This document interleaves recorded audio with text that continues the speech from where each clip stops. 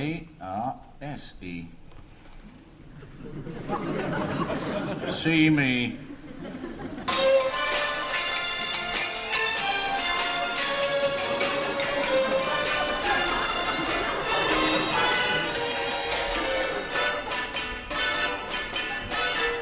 Oh, damn you, James Bond. I had to come.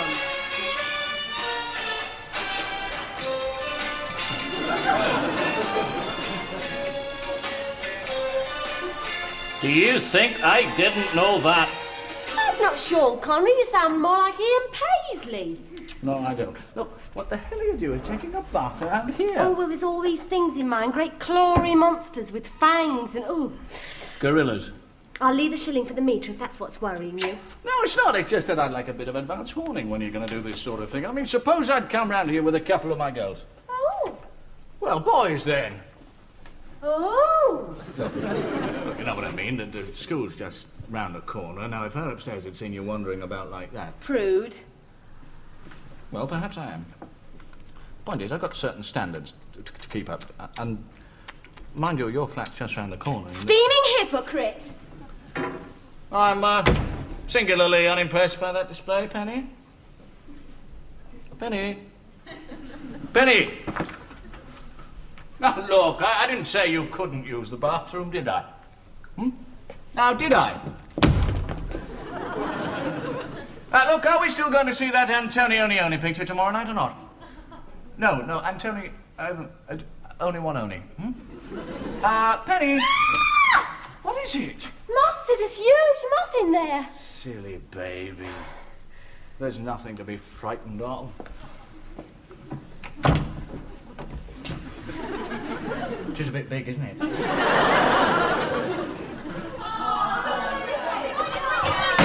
chairs are not floated up within the next 10 minutes, or you'll see us faster than all of you! Oh, dear. Why didn't I marry Mavanu Morgan and become Price the Milk? And you're a great help, I must say. It's taken me all morning to acquire this chair, Price, and I am not surrendering it. Well, where's the rest of the staff chairs, then? Oh, they keep coming in and out, I don't know. Oh, bloody Potter! Now, look, I've done a plan, haven't I? See, if everybody would just listen... Silence! You'll give the headmaster a headache. I've got stomachache already. Thank you, Miss Joel. Now, sir, would you mind? Avec plaisir, Norman. No, just hold the corner, sir. Ah, yes. Now, you see, my whole furniture plan... Hello. Well, that's it, isn't it? I mean, we've had it now, haven't we? If you hadn't offended the furniture people again, Potter, they'd have installed it by now. But they're all communists. Triple. Someone don't look at my stomach soon, I'll smash him. Oh. Doris, I'm going to settle this, even if it gives me a headache. Now listen to the headmaster.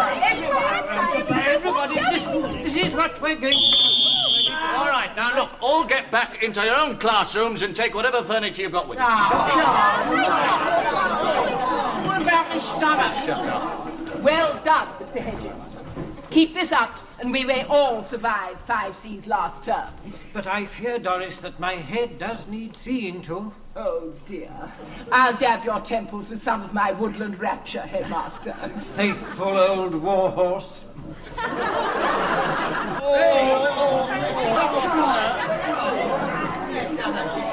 And the guest star on the Dean Craven show is Privet Hedges Jr. 100 lines, Craven. I must not impersonate Cilla Black. Oh, very private eye, that one, Chief. All right, sit up, would you please, Abbott? Oh, God, I'm paralysed. 100 lines. I must not be paralysed in school time.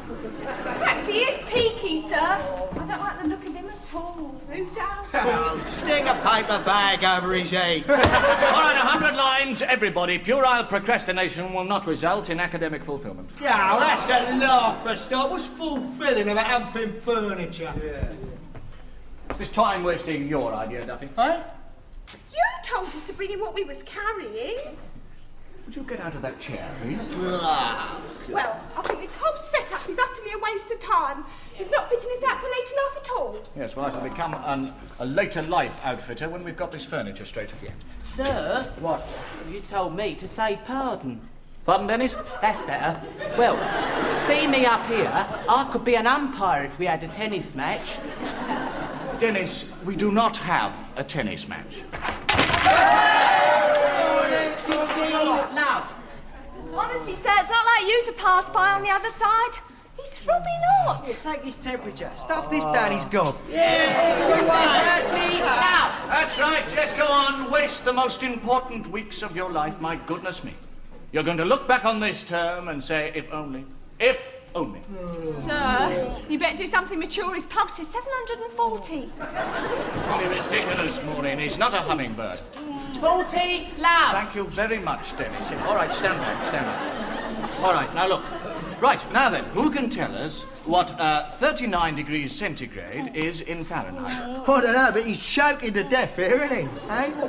I want me mum. I want to go home. Oh! Right, 39 degrees centigrade is in fact 103. 100. Right, ambulance, Craven, straight away. Come on, don't panic. Oh, I feel faint. Faint in the armchair, would you Yeah, I please, should Sharon? forget about the ambulance, Chief. I reckon you killed him. All right, don't panic. Look, don't move him. Get him into an armchair. Keep calm, keep calm. Here, you know what you got to do, Chief? No, what? Kiss of life. You see, nobody gives a damn, and it is his school when all's said and done. Of course, I blame the teacher, you see. I mean, it was the continuous beating of the boy that caused the appendicitis. Well, you know, that's what they're calling it. Trying to spare my grief, which God knows they needn't, because I've had enough of it in my life. I think you got cholera, dear. Oh, dear, they said ringworm. Yes, well, it does attack the head. Mrs. Abbott? Specialist, he is. Oh. My little soldier didn't wake up, did he? I can see it in your face. Please, Mrs. Abbott. It was a slight appendectomy. He's now in the recovery ward. You can see him when he wakes up. You mean if he wakes up, don't you? No. And Mrs. Abbott, will you please stop directing maternity patients to the accident ward? My child is hovering. How does it attack the head? What, dear? Cholera. Hey? Oh! Through the rings of the worm. Oh, never mind, dear, never mind. No, but I mean, he was a brilliant child, brilliant. Used to come top in every subject under the sun, in spite of that swine of a teacher constantly bashing him from pillar to post. But will they get it out to me head? What? Of course they will. They dig a hole in the skull nowadays, you know. Oh, yes, they burn it out with the laser beams.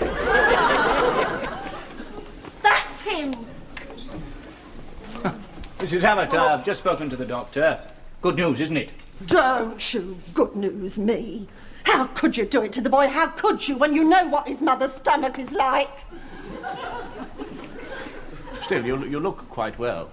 Oh, my God. Well, with these burning hot logs hanging off the end of my body. Yes.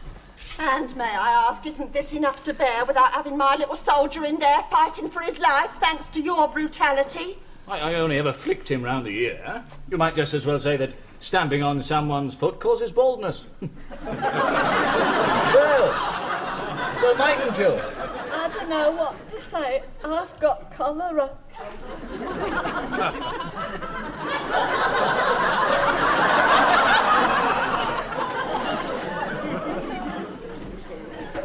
Mrs. Watts, Dr. Stryker will see you now. No, I'm going up St. Thomas's. Nobody's drilling holes in my head.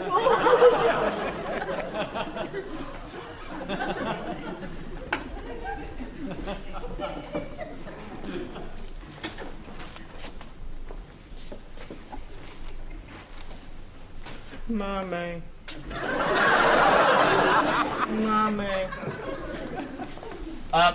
All right, little soldier, Mummy's here. I want Yes? a duck.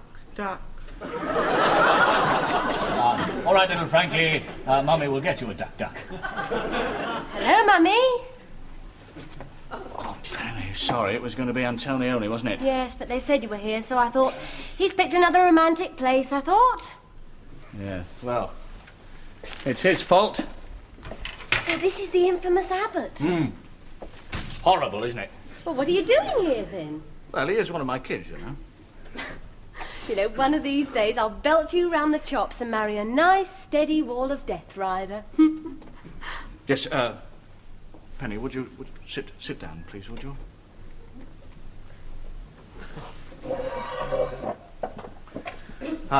Right.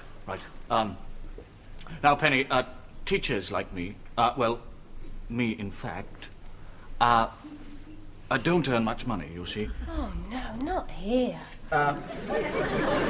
Nevertheless, with the Burnham scale and the NUT, of course, I could offer you certain increments which would, Would it make it any easier if I said yes? Now, please don't interrupt. Now, this is not to say that I don't love you, because I do. I will. Holidays are long, agreed, but there's always marking to do in the evenings. I will. Did you say I will? Yes. Darling. Darling. Mummy.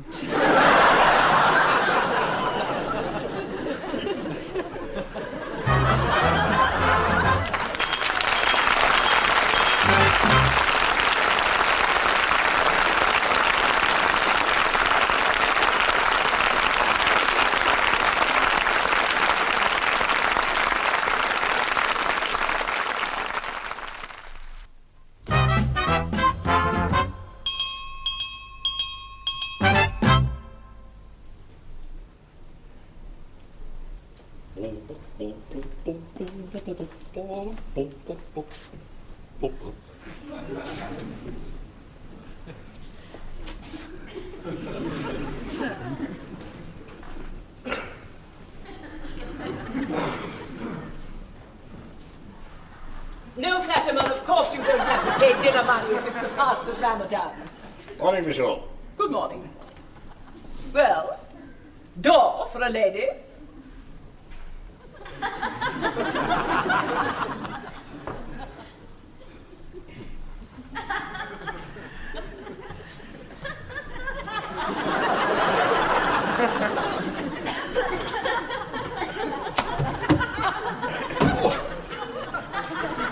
Shrapnel.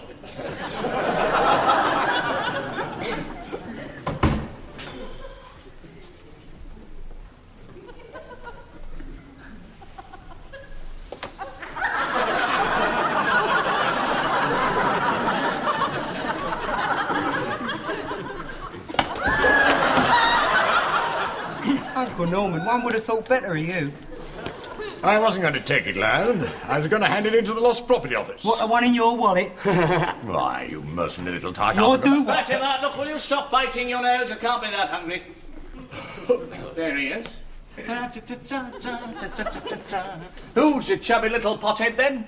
What are you doing? What's the matter with you? You on drugs or something? Potter, nay, Norman. You're going to be the first to hear some great news. I'm engaged to be married. I'm already married, aren't I? Yes, I know, but it's not a race, is it? I mean, aren't you going to congratulate me or something? Well, after all that trouble you just caused with all that furniture. All right, Potter, you've done yourself now. Oh, how come? I was going to ask you to be a page boy.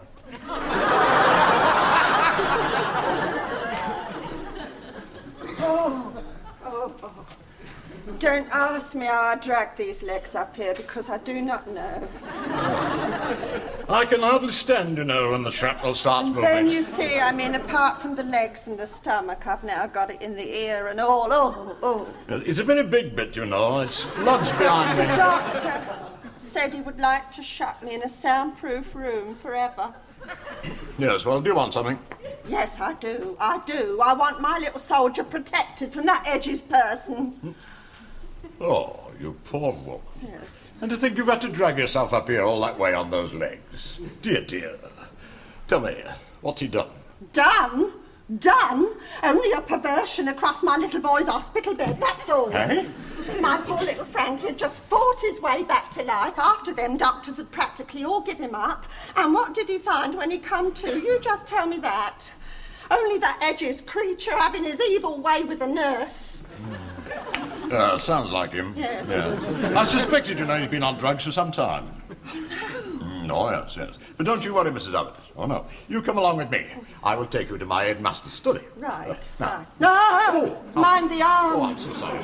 My God! Ah, George, that leg's gone stiff on me.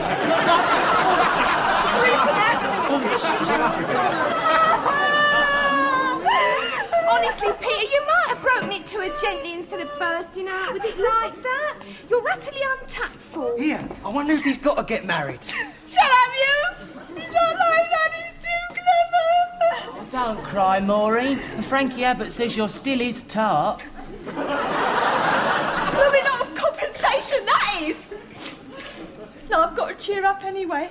I mustn't spoil it for Sir. Brave little person, isn't she, Eric? Just as well, though. I mean, Maureen and Privet as a married couple. It was a non-starter, wasn't it, eh? Yeah. People should look for people of their own generation. Of course, they're mad enough to want to get married. Hey, open the champers, here comes the groom. All right, stand. Morning, 5C. All right, sit down. Look, before we do anything, I've got something to tell you. Well, the fact is, I'm getting married. Oh, yeah? Here, Mark Abbott absent. Sorry, did you hear what I said? Old Privet's getting married. Oh, me and Eric don't believe in marriage.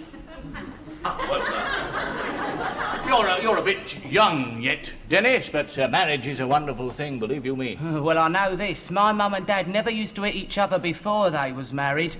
Well, you couldn't possibly know that, Dennis. You weren't even born then. I was.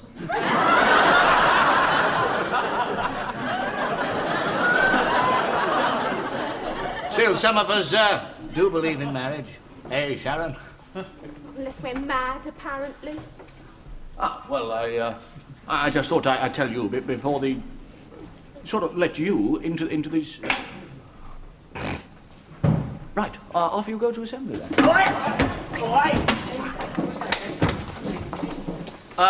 Maureen.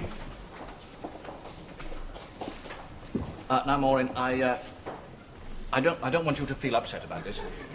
I'm not, Sir. I'm very happy for you. Are you? Oh, well, I just thought that in the light of our past, that you might feel a little hurt. Oh, no. Blow my nose. Right. Well, I want you to know that I shall always be very fond of you. All of you, that is. That's nice. Right. Right, well, goodbye then. No, right.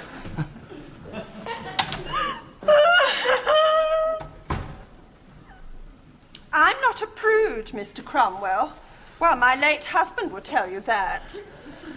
But how a dirty little toe rag like him can be allowed to walk the streets posing as a teacher, I do not know. Mrs. Abbott, do you think you could possibly formalize your complaint without using emotive language? I bore Frankie, Mrs. Ewell. I bore him. She bores me and all. Mr. Hedges may be young and physically, well, aware, but... Anyway, after a hard day's work at school, teachers haven't got the energy to go around assaulting nurses. I did once. My God, another one. It was on the promenade at Bognor.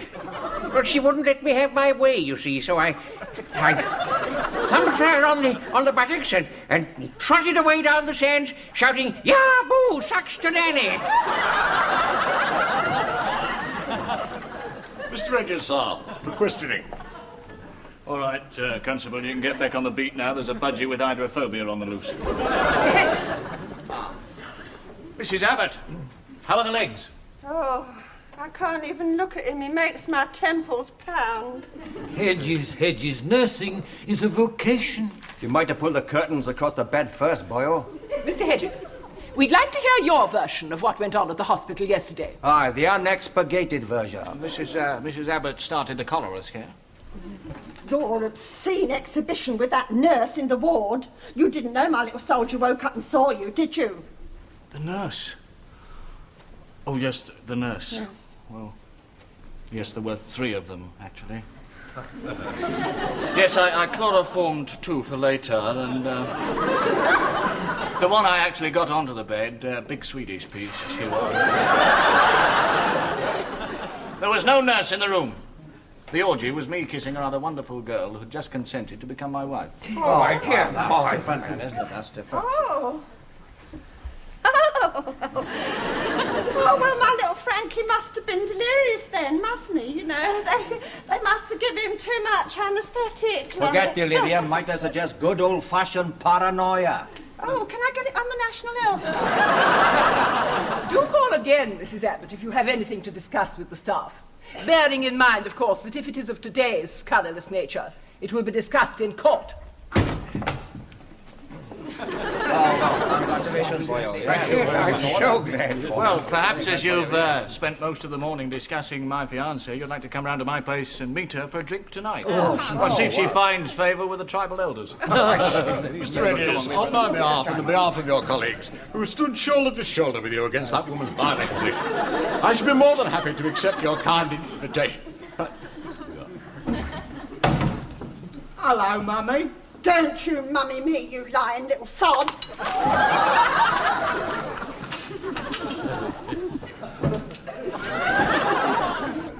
Of course, we all know how this little get-together will come out in the district tomorrow, don't you? 300 teachers having a hippie orgy. Oh, occupational hazard, I'm afraid, Mr. Price. It seems that we must be prepared to leave even our private lives under the glare of public scrutiny. Oh, quite. Well, of course, I've been terribly aware of this ever since I became a teacher. And when you meet Penny, and I'll ring her up in a minute, I think you'll find that she's aware of this too. In fact, and I am being slightly confidential here, I think we could almost be described as, well, slightly old-fashioned. Missy, that's a woman's name. James Bond! My body cries out for you!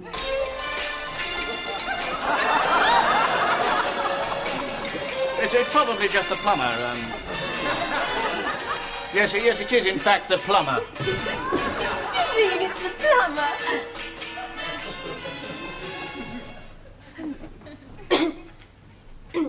It's your Hugh Bain, Governor.